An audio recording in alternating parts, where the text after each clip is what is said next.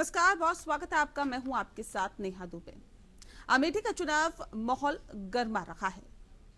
राहुल गांधी ने जहां अपने पुराने संसदीय क्षेत्र का दौरा किया, तो वहीं अमेठी की मौजूदा सांसद स्मृति ईरानी भी यहां पहुंचकर सियासी हमले कर रही हैं। दोनों के बीच सियासी हमलों के बीच विकास और किसानों का मुद्दा उभरा। अमेठी की जंग एक तरह से यूपी में कांग्रेस की बदहाली का सबब बनती दिखाई दे रही है। अब अमेठी की जंग को यूपी की सियासी लड़ाई और कांग्रेस की राजनीतिक मुसीबतों के संदर्भ में समझने की कोशिश की जा रही है।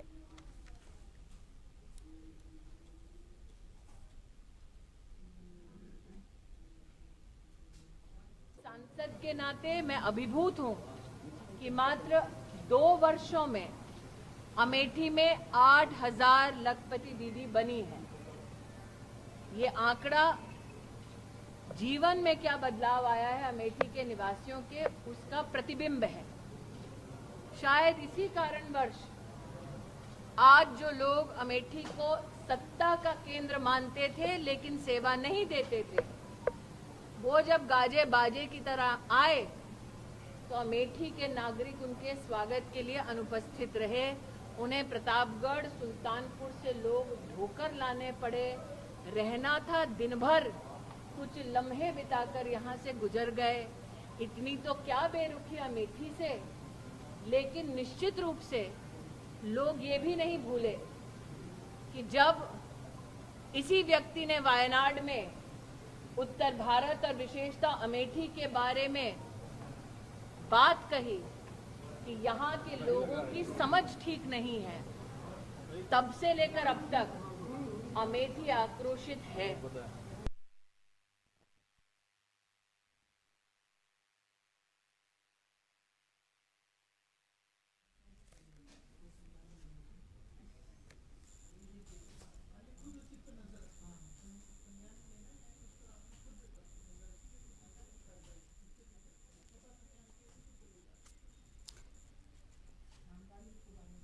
तो दोनों आर पार अब दिखाई दे रहे हैं और ऐसे में आपको बता दें कि आमने सामने की जंग काफी दिलचस्प होती हुई दिखाई दे रही है, क्योंकि अमेठी लोकसभा चुनाव जाहिर तौर पे ये जो जंग है वो कांग्रेस वर्सेस बीजेपी की दिखाई दे रही है, क्योंकि इससे पहले ये कांग्रेस का गढ़ कहा जाता था। यहाँ से गांधी परिवार के तमाम सदस्य चुनाव लड़े और उसके बाद अब राहुल गांधी भी यहाँ से चुनाव लड़े थे। 2019 के लोकसभा चुनाव में राहुल गांधी को हार का सामना करना पड़ा था और स्मृति ईरानी ने यहाँ पर फतह हासिल की थी। अब सवाल इस बात को लेकर है कि क्या एक बार फिर से राहुल गांधी यहाँ पर किस्मत आजमाएंगे? अगर आजमाएंगे तो फिर जंग कितनी दिलचस्प होगी। मौजूदा जो सांसद है स्मृति ईरानी, उनके लिए किस तरह का माहौल है।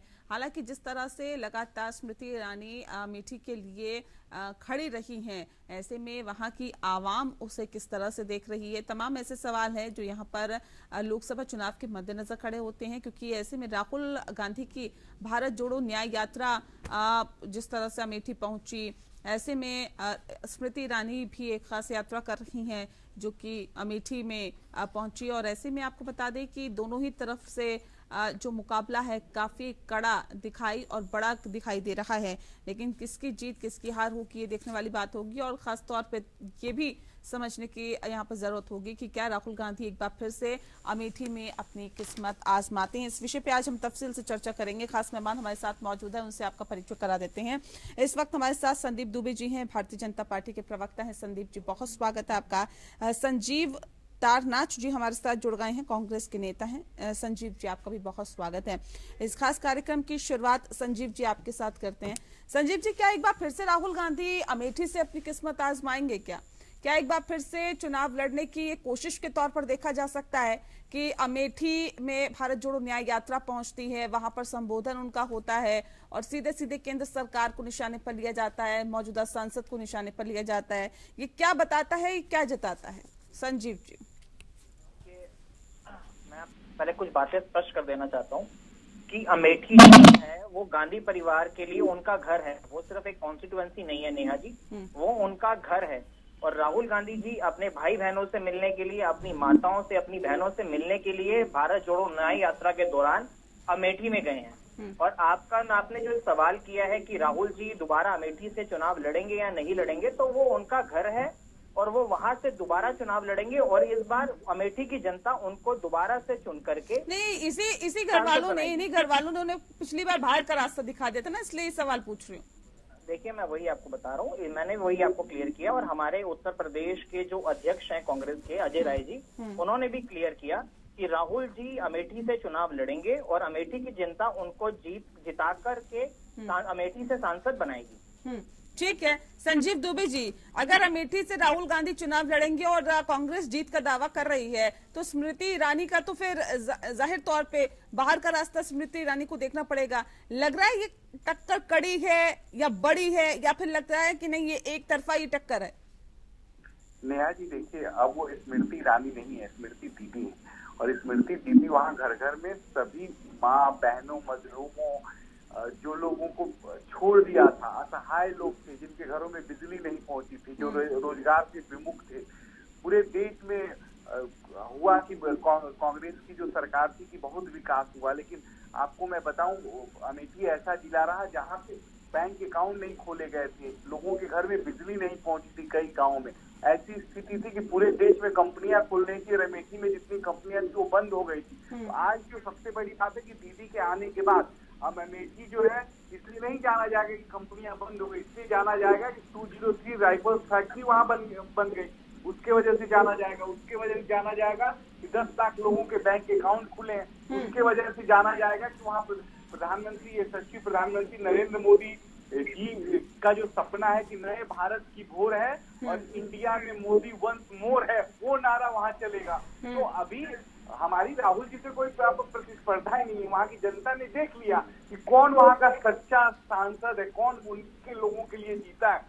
और देखिए, मैं बुराई कभी नहीं करता कांग्रेस का या राहुल जी का, लेकिन 48 सालों तक उन लोगों ने वहाँ शासन किया है। अगर 200 कल कारखाने बंद हो गए तो जवाब तो राहुल गांधी जी को देना चाहिए था ना, क्यों बंद हो गए? जवाब तो देना होगा संजीव जी। और सवाल इस बात को लेकर भी है, देखिए वहाँ की जनता का भी ये कहना है कि जब चुनाव होते हैं तब राहुल गांधी वहाँ पर संबोधन देने के लिए दिखते हैं, लेकिन उसके बाद उनका जो सांसद है उनके बीच नहीं होता। अब सवाल इस बात को लेकर है, उनको समस्या है, परेशानी है, तो कहाँ जाए? सांसद तो उनके बीच है ही नहीं। अब वो तो पूरे देश में घूम रहे हैं, सांसद को तो अपने संसदीय क्षेत्र में होना चाहिए। तो ऐसे में क्या नहीं लगता कि ये दिक्कतें ऐसी हैं जो जाहिर तौर पे नेगेटिविटी पैदा करती है या नकारात्मक चीजें निकाल के सामने लेकर रखती है?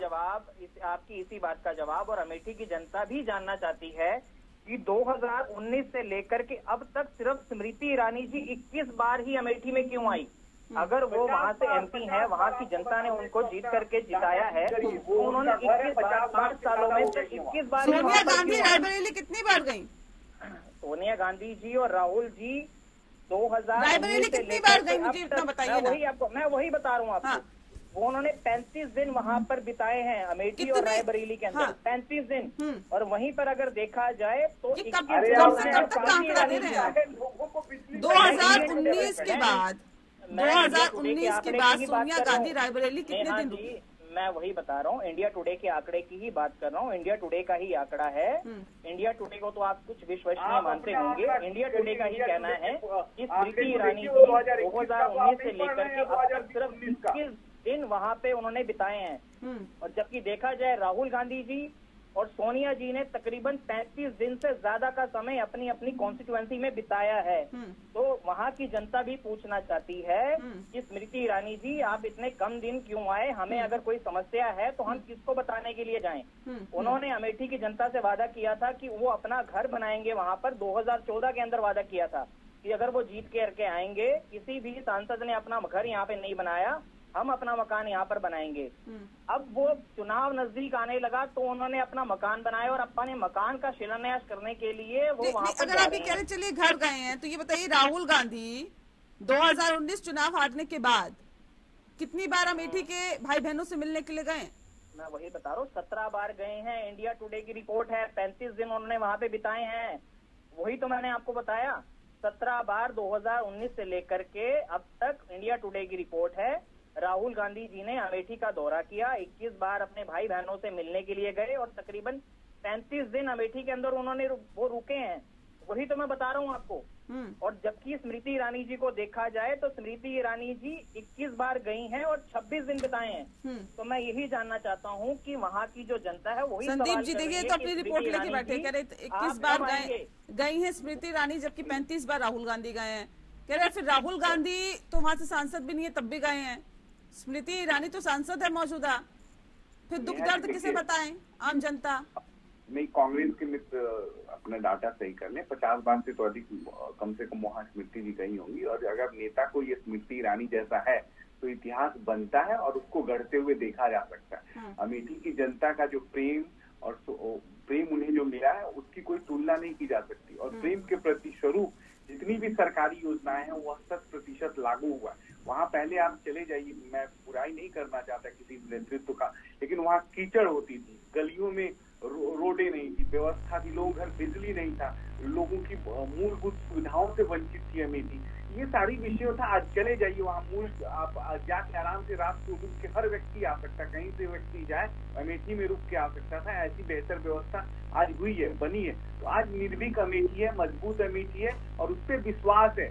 ये स्मृति दी पे पूरे अमेठी के जनमानस का विश्वास है और इसका प्रतिफल है कि हम जितनी भी योजनाएं वो माँ बहनों को हमने जोड़ा है। आज वहाँ की नई बच्चियां जो हैं, नई युवा पीढ़ी है, स्मृति ईरानी नहीं कोई बोलता, स्मृति दीदी की अमेठी हो गई है। और स्मृति दीदी की अमेठी में जन विश्वास की भावना जो है उसका मनोबल बहुत हाई है और उसको एक ऐसा जन नेता मिला है जो वहाँ इतिहास गढ़ रहा है। अमेठी की दिन दूनी रात चौगुनी विकास हो रही है। अब बात आती है राजनीतिक। मैं राहुल जी की कांग्रेस के मित्र बहुत तारीफ करेंगे।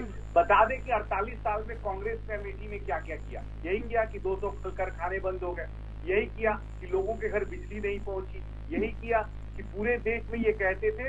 नहीं, हम तो खास तौर पे अमेठी की बात कर रहे हैं ना कि अमेठी को क्या मिला। संजीव जी, और सवाल इस बात को लेकर भी है ना, देखिए अगर आप कह रहे हैं कि देखिए वो सांसद नहीं है तब भी उन्होंने इतने दौरे किए हैं, जो जब सांसद थे तब भी उन्होंने दौरे किए थे, जनता से मिलते थे, उनके सुख दुख में शामिल होते थे, फिर जनता ने क्यों उन्हें नकार दिया था, क्यों बाहर का रास्ता दिखा दिया था?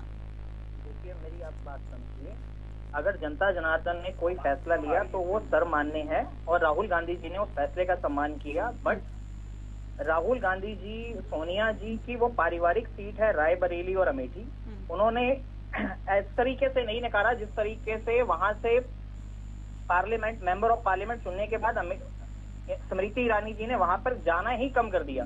वहां की जनता उनसे पूछती थी अगर हमें कोई समस्या है तो हम किसको जाकर के बताएं। इन्होंने बात करी कि स्मृति ईरानी जी जब आई तो उन्होंने युवाओं के लिए काम किया। तो मैं थोड़ा सा इनसे पूछना चाहूंगा, भारतीय जनता पार्टी के प्रवक्ता बैठे हैं, कि ट्रिपल आईटी की इलाहाबाद की एक ब्रांच खुली थी अमेठी के अंदर, उसको 2016 के अंदर सेंट्रल गवर्नमेंट ने क्यों बंद कराया? 2006 के अंदर ट्रिपल आईटी की एक ब्रांच खुली थी बच्चों लोगों को शिक्षा रोजगार के लिए, युवाओं के लिए। 2016 के अंदर इनकी सरकार ने, एनडीए सरकार ने उस ब्रांच को बंद, ये कह करके बंद करा दिया कि ये इलीगल है। मतलब इतने सारे बच्चों का जो भविष्य था वो आपने एक झटके में, एक फैसले के अंदर खत्म कर दिया। मैं उस पर जानना चाहता हूँ कि ट्रिपल आईटी आप लोगों ने क्यों बंद कराया? और इन्होंने बात करी कि राहुल गांधी जी ने अमेठी के लिए क्या किया, तो मैं बताना चाहता हूँ कि Indira Gandhi eye hospital research centre Rahul Gandhi ji ने बनवाया, जूम करके दिखाया। Indira Gandhi institute pharmaceutical science उन्होंने बनवाया, राजीव गांधी शिक्षा केंद्र उन्होंने स्थापित किए, इंदिरा गांधी स्कूल उन्होंने स्थापित किए, अमेठी के अंदर नर्सिंग कॉलेज उन्होंने स्टैब्लिश किए, ट्रिपल आईटी इलाहाबाद का जो ट्रिपल आईटी के एक्सटेंशन था वो अमेठी के अंदर उन्होंने स्थापित किया, उन्होंने स्थापित किया। और अमेठी के अंदर एक डबल रेलवे लाइन जो कि 285 करोड़ का प्रोजेक्ट था, 7 किलोमीटर कि राहुल गांधी जी तो अमेठी से चलता कर दिया गया। विपक्ष ये तो कहा जा रहा है ना, भारतीय जनता पार्टी की तरफ से कहा जा रहा है कि राहुल गांधी को तो चलता कर दिया गया और सोनिया गांधी ने भी अपनी रायबरेली सीट छोड़ के राज्यसभा से नामांकन भर दिया है। देखिए, राज्यसभा से नामांकन भरने का मतलब ये नहीं है कि वो रायबरेली से चुनाव नहीं लड़ेंगी। ये पहले भी स्पष्ट किया गया था कांग्रेस पार्टी की तरफ से और अजय राय जी ने भी स्पष्ट किया हमारे उत्तर प्रदेश के कांग्रेस के चीफ में कि सोनिया जी रायबरेली से और राहुल जी जो है वो अमेठी की सीट से लोकसभा चुनाव 2024 का लड़ेंगे। और आने वाले 2024 के अंदर आप देखेंगे कि स्मृति ईरानी जी को इस बार अमेठी की जनता जो है वो वहां से चलता कर देगी और राहुल जी को चुन करके मेंबर ऑफ पार्लियामेंट अमेठी की सीट से बनाया जाएगा। तो ये आने वाले समय के अंदर काफी हद तक क्लियर हो संदीप जी देखिए, कह रहे हैं अमेठी को क्या मिला? सिर्फ केंद्र की योजनाएं? अमेठी के लिए जो अमेठी को मूलभूत सुविधाओं की जरूरत थी वो मिली क्या? जो अमेठी की जनता चाहती थी वो मिला क्या? बिल्कुल बिल्कुल, बहुत सही बात आपने कहा। देखिए, जिस एनबीटी का साथ कर रहे थे उसी एनबीटी में लिखा है कि 50 से अधिक बार स्मृति दी वहां पहुंची। और सबसे बड़ी बात स्मृति ईरानी पे मत जाइए ना, उन आंकड़ों पे मत जाइए कि कौन कितनी बार पहुंचा, मत जाइए वहाँ है ना। और किसी रिपोर्ट का भी हवाला मत दीजिए। जैसे कांग्रेस के मित्र बता रहे थे, कहीं से पढ़ रखा था, पता नहीं 2019 का अखबार पढ़ रखा था, 2017 का। मैं सिर्फ ये कहता हूँ कि अगर आप अमेठी आज जाएं, आज अमेठी का जो भौगोलिक स्थिति है, गांव ज्यादा है, उन गांवों में 33% गांव में तो बिजली ही नहीं थी जब स्मृति दी आई थी।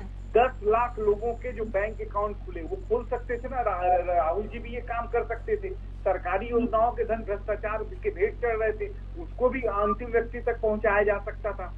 पूरे देश में मनरेगा का आपने नाम सुना होगा, ये डंका पीटते थे कि पूरे देश में बेरोजगारी मजदूरों का दूर करने की बात थी। वहां सिर्फ 3% लोगों को मनरेगा का लाभ मिलता था जब राहुल गांधी जी हमारे वहां के सांसद थे।